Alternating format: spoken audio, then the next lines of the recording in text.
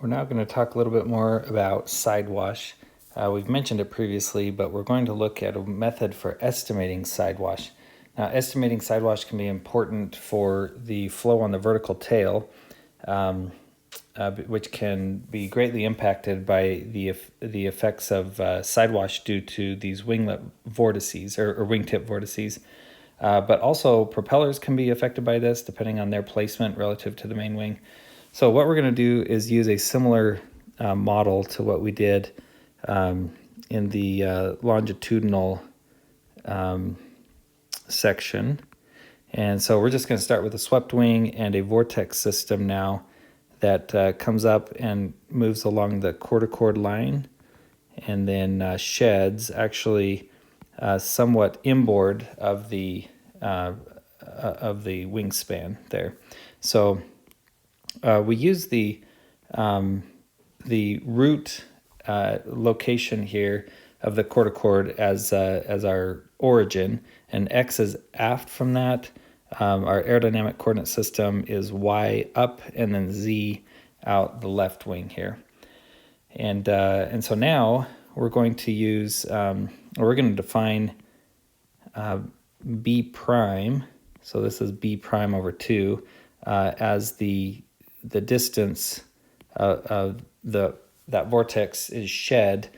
That's a little bit less than the wingspan, and then B, of course, is our complete wingspan here. And our sweep angle is gamma. So that's the sweep angle of the quarter-chord, or that lifting line.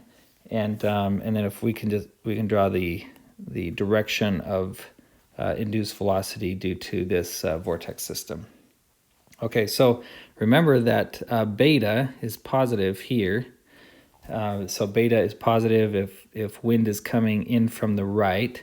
And we're actually going to define positive side slip, epsilon s, positive side wash as epsilon s moving left to right. Okay, so it's actually in the opposite direction of beta.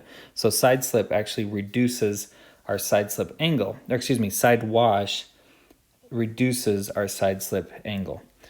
Okay, so we can work through the math of how we can use the Biot-Savart law to compute the velocity that's induced anywhere inside of or outside of this vortex system. And I'm not going to work through the math, but I will work through or show some of it just so it's useful to you. So we're going to define this x hat value just like we did with the longitudinal analysis. We're going to say that's 2x over b sub w, so that's the wingspan there, times kappa b.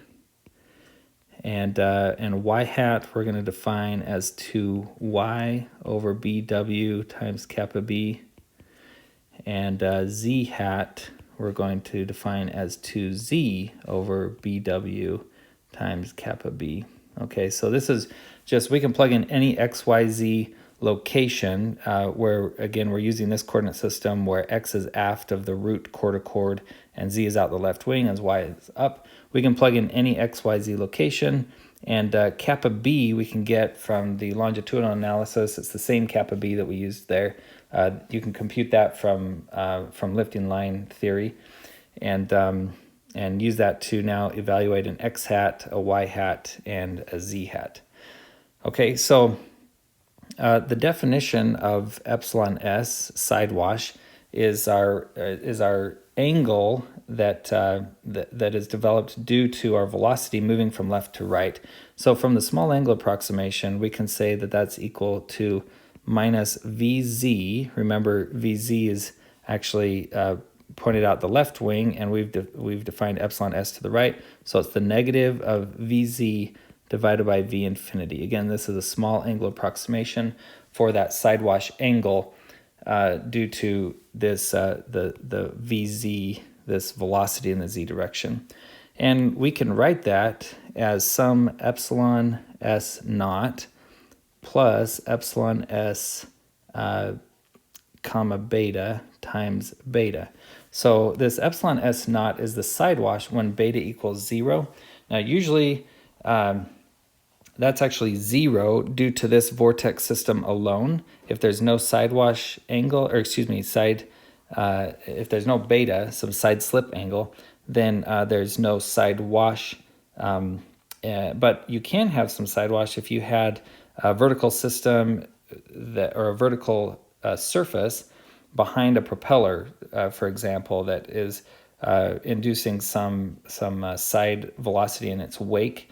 And so you could have some epsilon s naught due to something like that. But for this particular system, what we're interested in is the change in side wash with beta. Okay, so we're going to say from small angle approximation that our side wash linearly changes and is proportional to beta.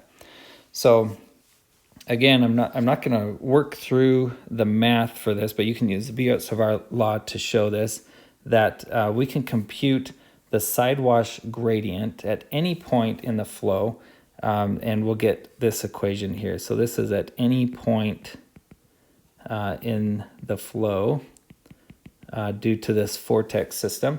So we can plug in any XYZ location relative to this origin, and then compute, again, we get our x hat, y hat, and z hat here, and then it's a function of kappa v and kappa b. Those are both the kappa values that came from the longitudinal study that can be obtained from lifting line theory.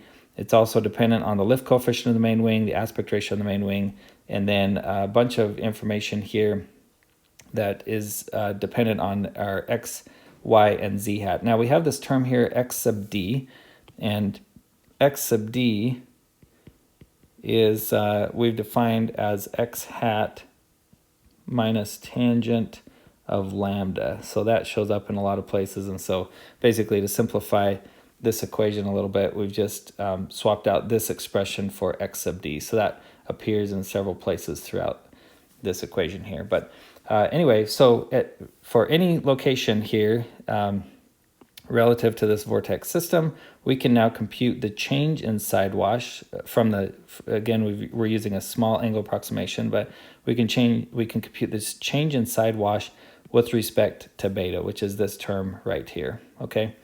Now, a lot of aircraft actually have a vertical surface right here on the center line or in the plane of symmetry.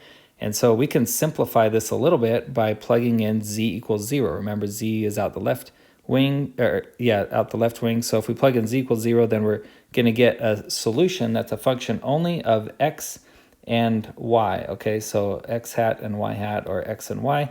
And so if you do that, and you can work through the math yourself, you just plug in a z equals 0 for these, then we can reduce this to this expression right here. And I'll just, so this is for z equals 0, so we're in the plane of symmetry. And this is rearranged just a little bit. We can write that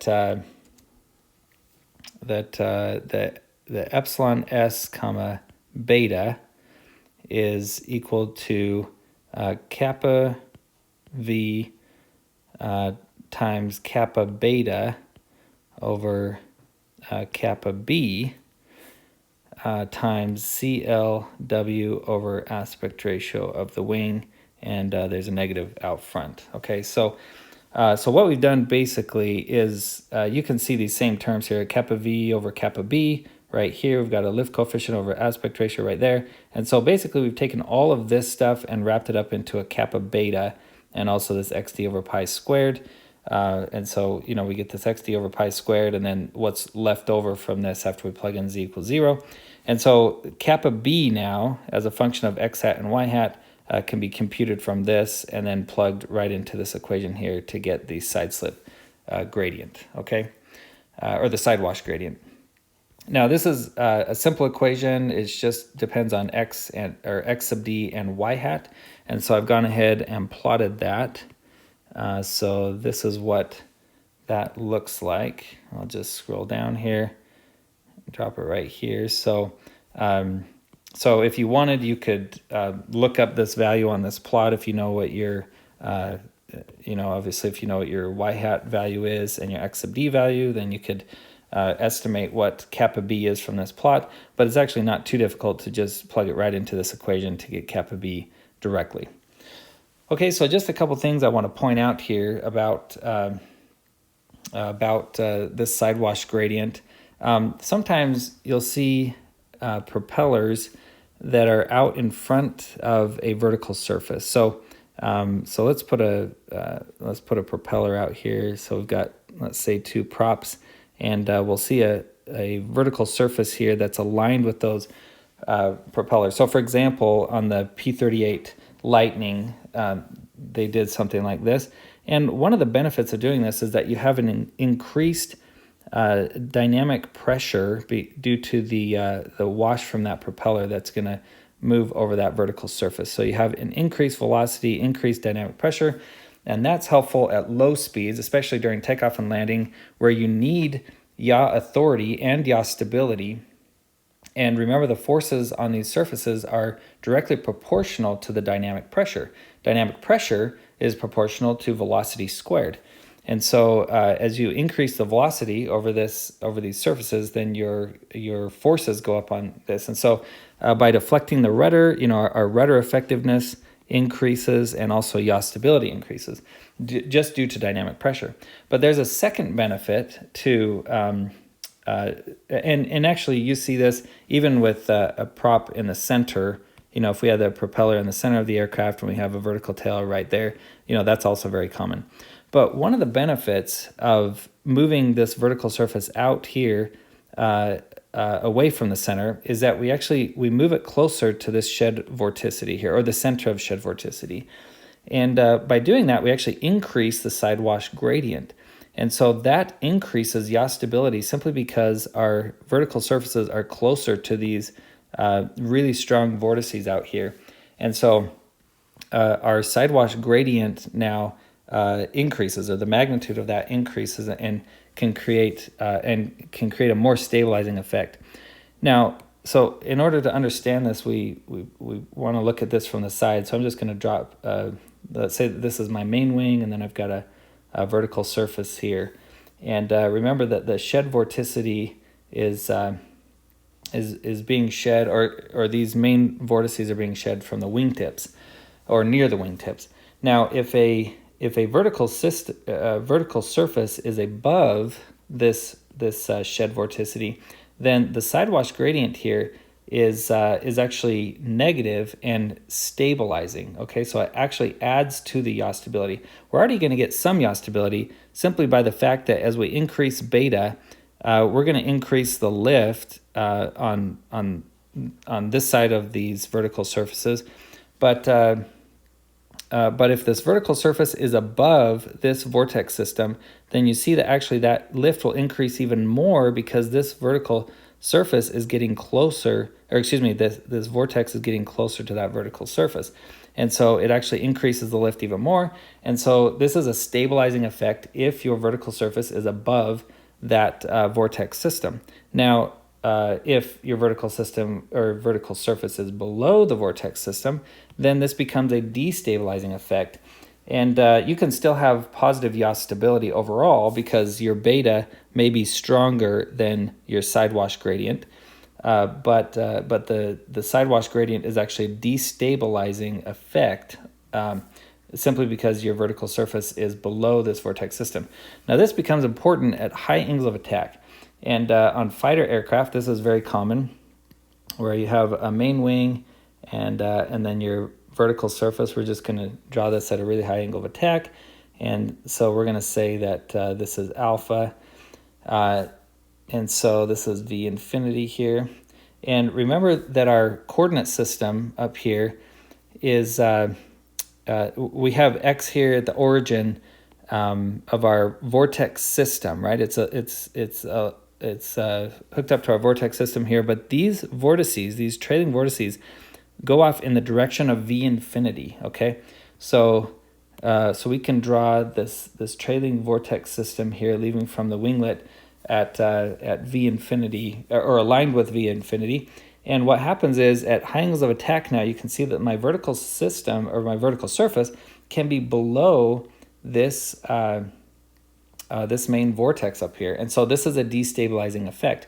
So this is one of the challenges that fighters have at high angles of attack, is that their yaw stability is reduced And part of that comes from the fact that this vertical system can now, or the vertical surface, excuse me, can now be below that shed vorticity. And so that creates a destabilizing effect on the vertical surface. Okay, so hopefully that makes sense. But the real point here is just that we've got to be able to estimate side wash during the design of an aircraft. And of course, to really get accurate values for this, you've got to use CFD or a panel method, or put something in a wind tunnel, to get good values. But during the initial stages of design, we still want to get some sort of sense of the side wash and how that's going to affect our design. And so this is a very simplified model here that can be used for that purpose and actually give reasonable results early on in the design process.